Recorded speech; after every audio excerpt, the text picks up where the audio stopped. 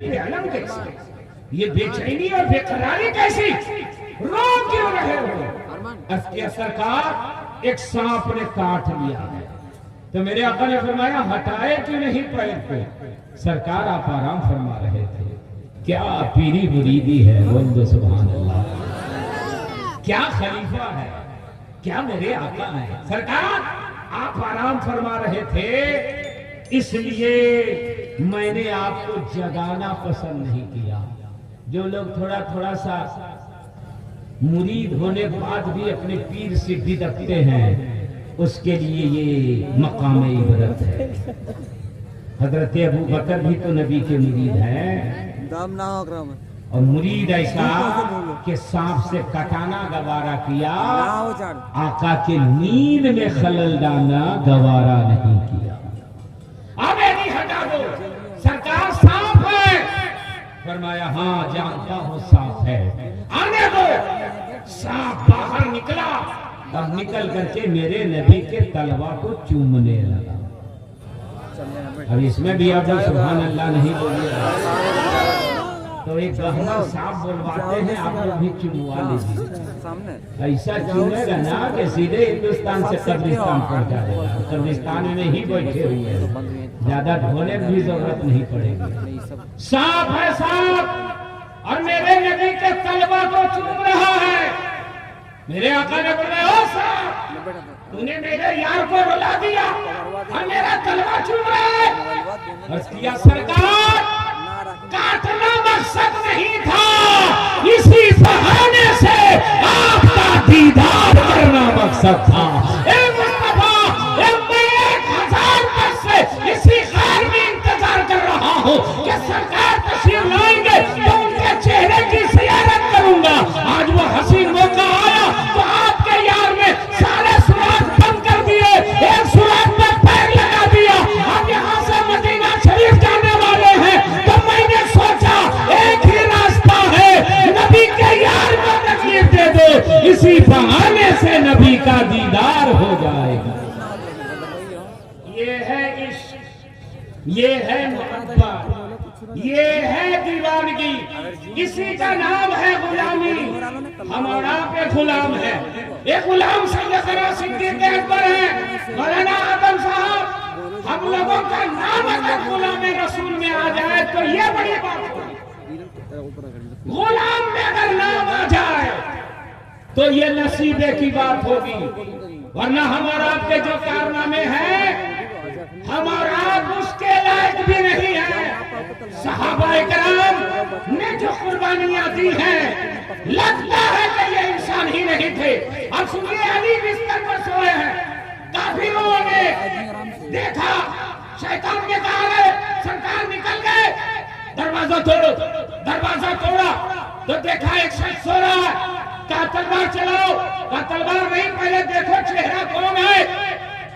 चादर खींची तो देखा नबी नहीं दामादे नबी हजरत अली सो रहे। काली आप कहा सो रहे, कहा सो सरकार। हजरत अली ने फरमाया मेरे आका को जहां तशरीफ ले जाना था तशरीफ ले गए।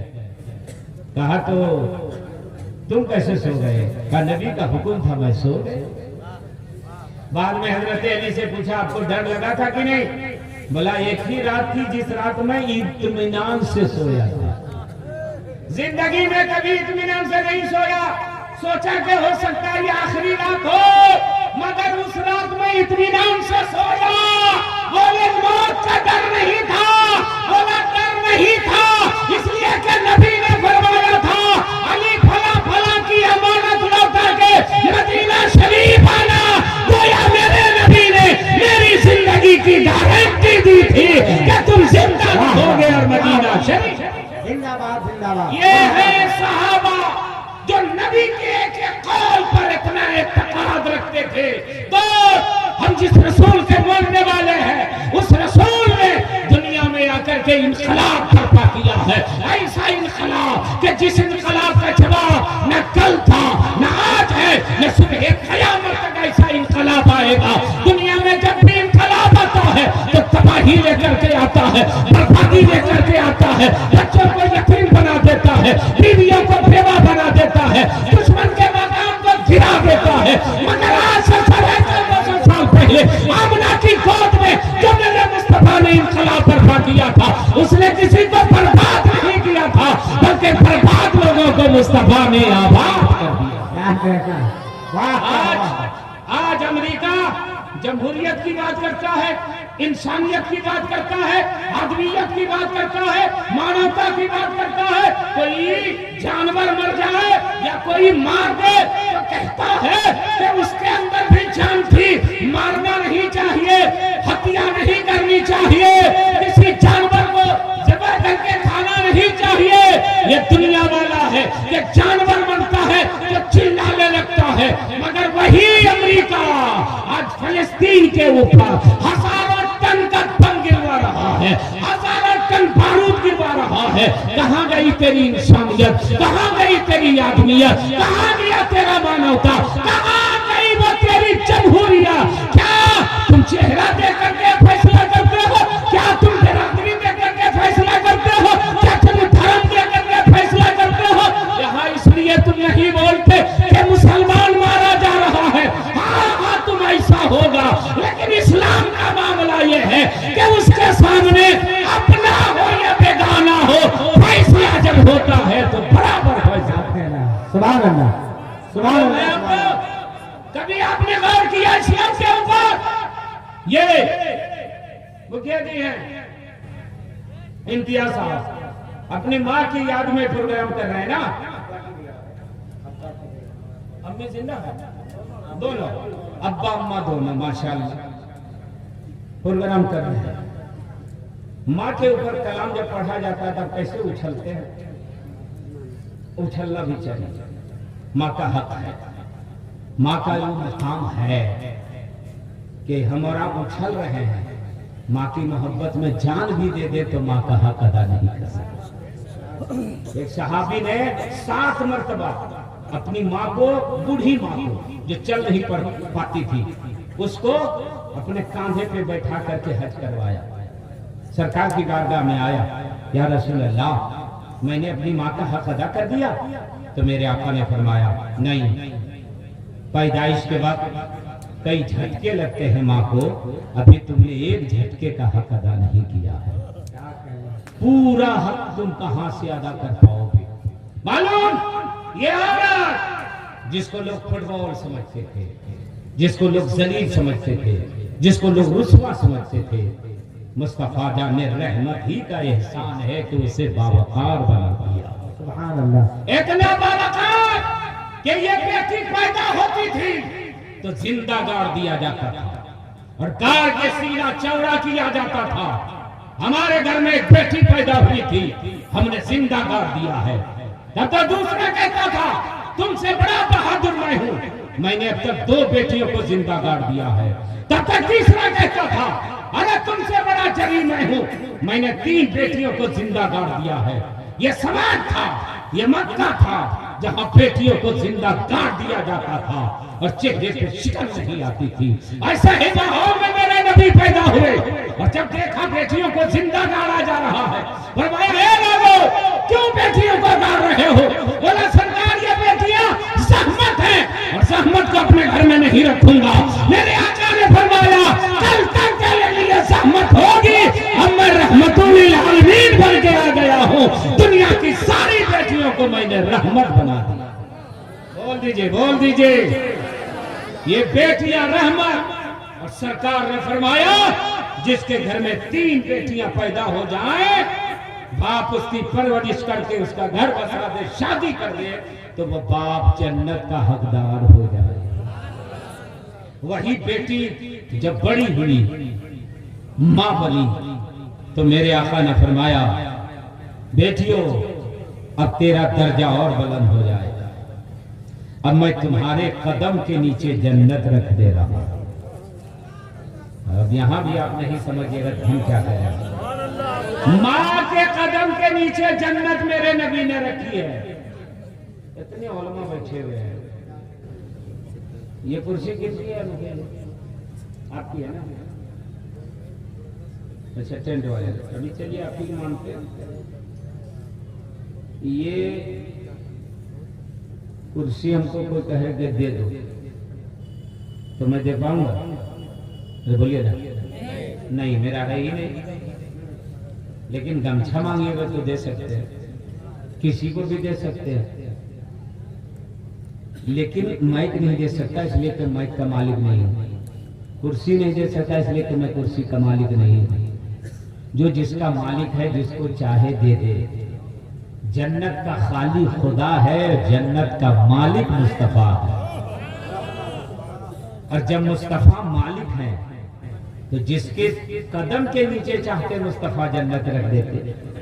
अगर हम लोग मर्द के कदम के नीचे रख देते तो हम लोग का भी भाव बुलंद हो जाता, हम लोग के लिए भी नाखा लोग कलाम पढ़ते, हम लोग भी बेटा लोग को धमकाते रहते कि वो खैनी बीड़ी नहीं दे रहा है ना तो जन्नत तुम्हारी गई, खतरे में पड़ गए। कर सकते थे ना, मगर नबी ने जन्नत कहाँ रखी? किसके कदम के नीचे? सब लोग बोलिए, किसके कदम के नीचे? माँ के कदम के नीचे, बाप के कदम के नीचे क्यों नहीं? तो जवाब मिलेगा, मर्द जालिम था, औरत मजलूम थी, मर्द लोग गाड़ रहे थे, औरतें गाड़ी जा रही थी। अगर नबी मर्द के कदम के नीचे जन्नत रखते, ज़माना कहता जालिम को पावरफुल बनाया है, मुस्तफा ने मजलूमा के कदम के नीचे जन्नत रखी है और मजलूमा को जालिम के ऊपर भी पावरफुल बना दिया है। पावरफुल। अरे वाह भाई, जिंदाबाद जिंदाबाद, बहुत बड़ी क्या कहना है, सुभान अल्लाह। देख लो, सुन ले, तुम लोग सोचता होगा कि वो नहीं कोई आया है इसीलिए इन्हीं लोग से काम चलवाया जा रहा है, क्योंकि बीमारी जैसी होती है दवा वैसे ही होती है।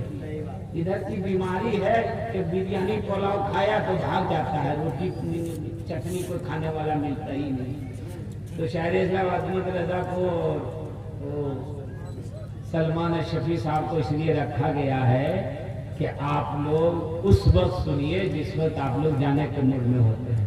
तो हम लोग को जितना जल्दी अच्छा सुनिएगा उतना ही जल्दी माइक छोड़ देंगे, और जितना ही खराब सुनिएगा उतना ही लंबा चलेगा। एक ही मर्तबा में अगर खेत बोने के लायक हो जाए तो 3-4 चास काहे करेगा? अरे बोलिए, करेगा? अरे हो गया, पागल है क्या, काहे घुमा रहा? और अगर घास नजर आता तो और घुमा। तो हम लोग को ठीक से नहीं सुने तो चलते रहेगा, तो फिर आपका नुकसान हो जाएगा। इसलिए ठीक से सुनिए, आहिस्ते से बोलिए, सुभान अल्लाह। देखिए आहिस्ते बोले हैं तो ये हाल। और एक मर्तबा मोहब्बत से बोल दीजिए, और मोहब्बत से बोलिए, या रसूल अल्लाह। मैं ये कह रहा हूँ, अपने घर का हाल जानिए मुसलमान, ना शरीफ सुनिए, सुनना चाहिए, मगर तकरीर सुनो, मालूमात में इजाफा होगा, अमल सुधरेंगे, अकीदा मजबूत होगा और आपके अंदर इनकलाब पैदा होगा। इनमें से एक आदमी ने भी किसी एक सुन्नत पर अमल कर लिया तो मैं यकीन के साथ कहता हूँ उसका भी बेड़ा पार हो जाएगा, इम्तियाज मुखिया का भी बेड़ा पार हो जाएगा और इसके माँ बाप की भी बख्शिश हो जाएगी। इसलिए दोस्त, नबी की सीरत जानिए। माले गनीमत में एक लड़की आई और वो बेपर्दा थी, सर पे चादर नहीं थी, दुपट्टा नहीं था, बड़े मजमे में वो खड़ी है। मेरे आका मुस्तफा जान रहमत है, फरमाया ये कौन लड़की है? साहबा ने इसके सरकार, ये गैर की बेटी है, गौर से सुनना, ये काफिर की बेटी है, ये मुशरिक की बेटी है, ये मुसलमान की बेटी नहीं है। नबी ने फरमाया चादर क्यों नहीं है सर पे? अख्तिया सरकार, दुपट्टा नहीं है इसके सर पे। तो नबी ने फरमाया इसके सर पे चादर रख दो, इसके सर पे दुपट्टा रख दो। अरे बेटी किसी की भी हो, बेटी तो बेटी ही होती,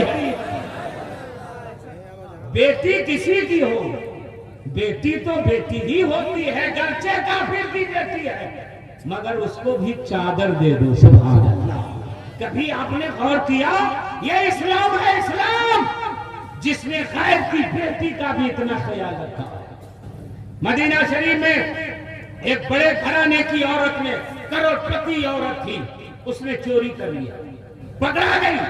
मेरे नबी ने फरमाया हाथ काट दो, उसका हाथ कटवा दो। जैसे ही ये फरमान जारी हुआ, हाथ कटवा दो, हंगामा हो गया मदीना शरीफ में। कुछ लोगों ने ग्रुप बनाया, बड़े लोग का ग्रुप बना और कहा चलो नबी की बारगाह में सिफारिश करते हैं। सरकार बड़े घर की औरत है, हाथ काट दिया जा तो बदनामी होगी, जमाना क्या कहेगा, एक मर्तबा माफ कर दिया जाए। और ये लोग पहुंचे नबी की बारगाह में। सरकार ने फरमाया कैसे आए? सरकार बोला औरत बड़े करोड़पति की बीवी है, चोरी कर ली है, पकड़ा गई है, एक मर्तबा माफ कर दिया जाए, बड़े घर की बीवी है, बदनामी होगी।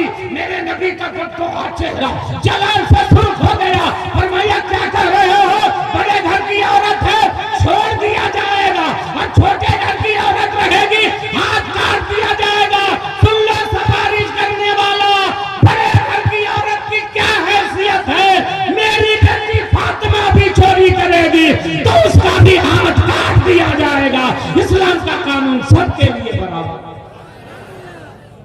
ये इस्लाम है, ये दीन है मेरा। आज इंसानियत की बात करने वाला इंसानियत का जनाजा निकाल रहा है, मगर इस्लाम ने जंग के हालत में भी कैदियों का ख्याल रखा था। मस्जिद नबी शरीफ में मैदान बदर के कैदियों के हाथ को जकड़ करके सहाबा ने रस्सियों से बांध दिया था। रात के वक्त एक सहाबी के, कैदी के तड़पने की आवाज आई, आ मेरे सरकार अपने हुजरे से बाहर निकले।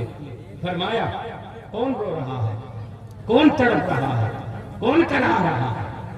तो उसके सरकार, वो काफिर लोग थे, सुनिएगा सरकार मेरी रस्सी को बहुत कस के बांध दिया है, हाथ में तकलीफ हो रही है, इसलिए मैं तड़प रहा हूँ। मेरे नबी ने फरमाया साहबी इन लोगों के रस्सियों को ढीली कर दो, मुसलमान नहीं है तो क्या हुआ, इंसान है ना।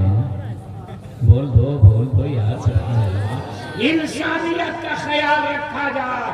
मेरे नबी ने गायब लोगों का इतना ख्याल रखा है, और हम मुसलमान हैं, अपने लोगों का ख्याल नहीं करते। पूरा मजमा सुन करके जाए।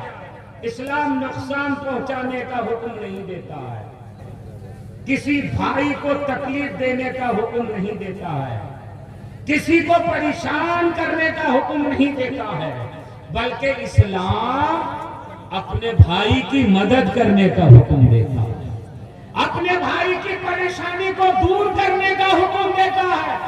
आज हमारे यहाँ हाल क्या है कि कोई तरक्की कर लेता है तो लोग उसको नीचा दिखाना चाहते हैं, उसको जलील करना चाहते हैं, उसको रुस्वा करना चाहते हैं, हसद करने लगते हैं, फला ऐसा क्यों कर रहा, फला ऐसा तरक्की क्यों किया।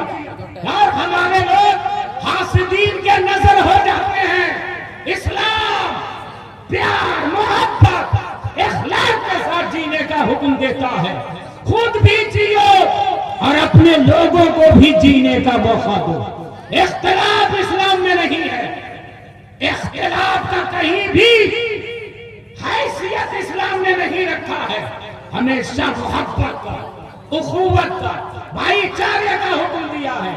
एक देहाती सहाबी आए, मस्जिद नबी शरीफ में नमाज पढ़ी, गौर से सुनिएगा, नमाज पढ़ने के बाद दुआ मांगा, ए अल्लाह मेरे नबी के ऊपर दरूद व सलाम नाज़िल फरमा, मेरे नबी पर रहमतों और बरकतों का नुज़ूल फरमा, ए अल्लाह मुझे माफ फरमा दे।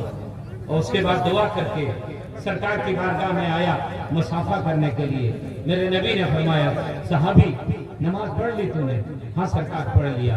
दुआ की? हाँ सरकार किया। किसके लिए किया? सरकार आपके ऊपर रहमत की दुआ की और अपने लिए बख्शिश की दुआ की। गौर से सुनिएगा, कोई गलत काम नहीं किया था, नबी पर जरूर भेजा था, अपनी बख्शिश की दुआ किया था। मेरे नबी ने क्या फरमाया, सहाबी अगर तू ये कह देता सारे मुसलमानों को माफ फरमा दे तो अल्लाह तुझे भी माफ फरमा देता और तेरे मुसलमान भाई को भी माफ फरमा देता। न तेरे सवाब में कमी होती न उसके सवाब में कमी। आज हम लोग के यहाँ हाल क्या है, बड़ा रसूल साहब के अंधेरे में काना रहा है, ये सुना है आपने? अरे सुना है, अंधेरे ने काना राजा कहावत है, सुना है? जल्दी बोलिए। अरे नहीं सुना, सुना मैंने, जल्दी बोलिए। कौन कौन लोग सुने हैं हाथ उठाइए। कोई नहीं सुने। कौन कौन लोग नहीं सुने हैं हाथ उठाइए। उसी के लिए बोल रहे हैं। और मतलब उतना लोग सुना हो।